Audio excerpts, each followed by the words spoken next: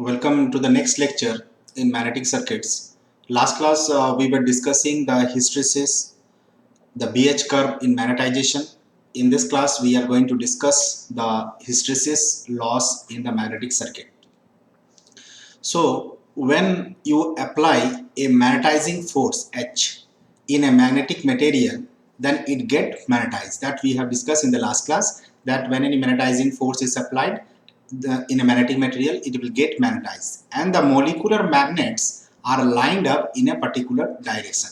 So all the molecular magnets will be lining up in a particular direction.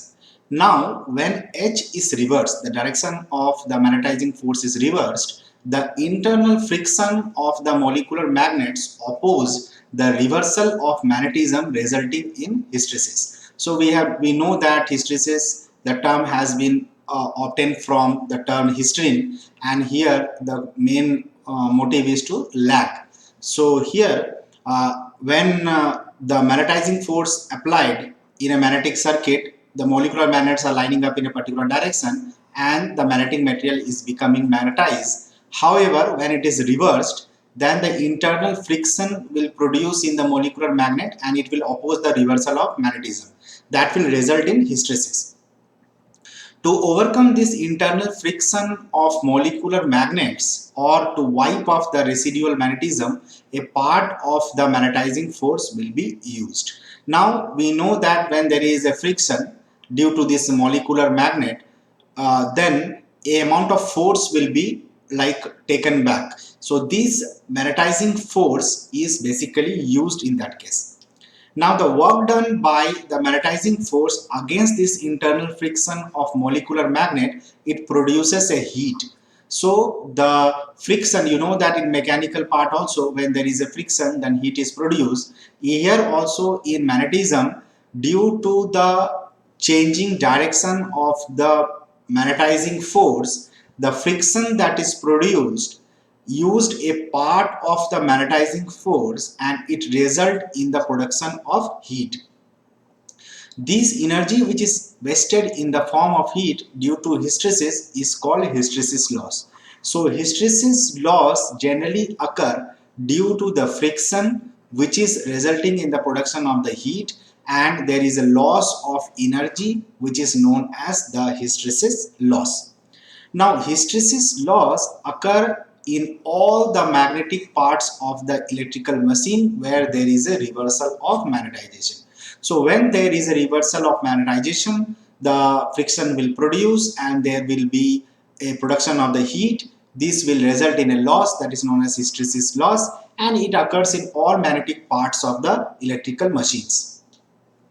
This loss result in wastage of energy in the form of heat. So there will be a wastage of energy. So if you take any machine, and you are giving an input power, this input power, a part of the, and there will be output power of the machine, then a part of the machine energy will be lost in the form of hysteresis. So there will be a hysteresis loss in the machine. Now consequently what it will occur, the temperature of the machine will increase, which is undesirable. So the temperature of the machine will increase due to the heat produced as a result of the reversal of the magnetizing force. So suitable magnetic material has to be selected for the construction of such part. Now for an example, if you take a silicon steel is most suitable, in which the hysteresis loss has to be minimum. So silicon steel, if you see, it is used in transformer to make the core, because the hysteresis loss will be minimum in this case. Now what is the importance of hysteresis loop? Why the hysteresis loop is given that much importance? So in the previous class we were discussing this BH curve. So what is the BH curve? So BH curve is starting from the point O, ending at point A. So this is the point of saturation. Then here the point is reached. So this is the basically the coercive force will be required to bring the magnetizing force to be at 0, because it will go to the negative when you will go in the negative direction of the magnetizing force, and then it will go to this point minus H naught B naught, and then it will go again. So some amount of residual magnetism remains in the poles, and for which a coercive force is required to remove that magnetization. That is the residual magnetization.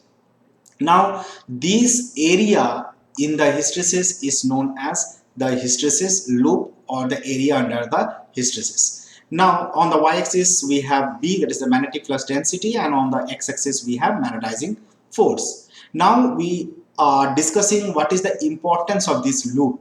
Now, if you see the area under the curve, so the area under the curve can be small like this, or it can be bigger or greater like this. So when the area under the curve will be less, then small coercive force will be required. Whereas when the area is more, large coercive force will be required to remove the residual magnetism.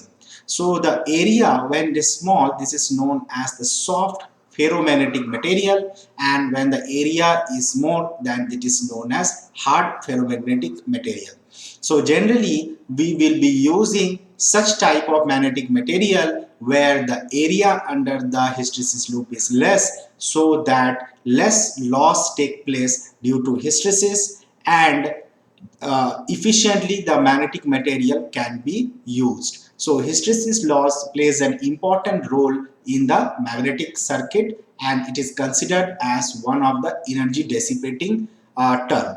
So see you in the next class. Thank you.